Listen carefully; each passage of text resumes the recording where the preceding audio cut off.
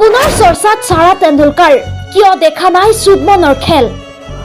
প্ৰত্যেক খেলত Gillock support কৰি থকা সাৰা কিয় দেখা নগল ফাইনেলত খেলৰ আগত দুয়োৰে মাজত হৈছিল নেকি কাজিয়া যাৰ কাৰণে খেলিব পৰা নাই বমণে জানিবলৈ চাওক সম্পূৰ্ণ প্ৰতিবেদন গিল আউট হোৱাৰ পিছত বহুত চৰ্চাত আহিছে সাৰা দুয়োৰে মাজত হৈছিল নেকি কিবা মতানৈক্য আচৰিত কথা যে গিলৰ আগৰ ৰেকৰ্ড শুনিলে আপুনিও আচৰিত হ'ব গিলে মাত্ৰ 4 ৰানতে আউট হৈছিল লক্ষণীয় বিষয় যে 2003 বিশ্বকাপত শচীন তেণ্ডুলকাৰেও 4টা ৰানত আউট হৈছিল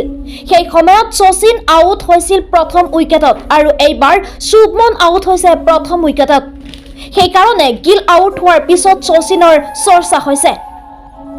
নম্বৰ 2 গিল 3টাকৈ আইচিসি ফাইনেল খেলিছিল আপুনি শুনি আচৰিত হ'ব গিলৰ ৰানৰ কথা শুনি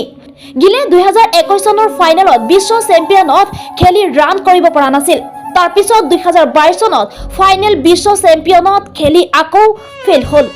ইয়াৰ পিছত এইবাৰ 2023 চনত সকলোৱে আশা কৰিছিল গিলে এইবাৰ ভাৰতবাসীক উপহাৰ দিব কিন্তু এইবাৰো বিফল হ'ল ইয়াৰ পিছত চাৰিওফালে চৰ্চা গিল কেৱল মাত্ৰ সৰু খেলৰ খেলুৱৈ কাৰণ গিলা ডাঙৰ খেলত দেখুৱাব নোৱাৰে কোনো প্ৰদৰ্শন আপোনাৰ মন্তব্য কমেন্ট বক্সৰ জৰিয়তে জনাব পাৰে আহক এতিয়া জানি লও গিল আৰু সাৰাৰ মাজত হৈছে কি কাৰণ বিশ্বকাপ আৰম্ভ হোৱাৰ পিছৰে পৰাই সাৰা তেণ্ডুলকাৰ আৰু গিলৰ ওপৰত সকলোৰে নজৰ ৰাখিছিল প্ৰত্যেকজন দৰ্শকে সাৰাক বিচাৰি আছিল ষ্টেডিয়ামত কিন্তু সাৰা নাই যেতিয়া গিল বেটিং কৰি আছিল তেতিয়া সাৰা ষ্টেডিয়ামত নাই আনকি যেতিয়া গিল আউট হৈছিল তেতিয়া সাৰা আহি ষ্টেডিয়ামত উপস্থিত হ'ল একাংশৰ মনত প্ৰশ্ন যে সাৰা আৰু গিলৰ মাজত কাজিয়া হৈছিল নেকি কাৰ কাৰণে গিলৰ বেটিং সাৰাই দেখিব খোজা নাই একাংশৰ মতে ফাইনেল খেলত সাৰা নোখোৱাৰ বাবে নেকি গিলে ভালদৰে খেলিব পৰা নাই সাৰা সদায় গিলৰ খেল চাই যাৰ কাৰণে গিলে ভাল প্ৰদৰ্শন দেখুৱাবলৈ সক্ষম হৈছিল আপোনাৰ কি ধাৰণা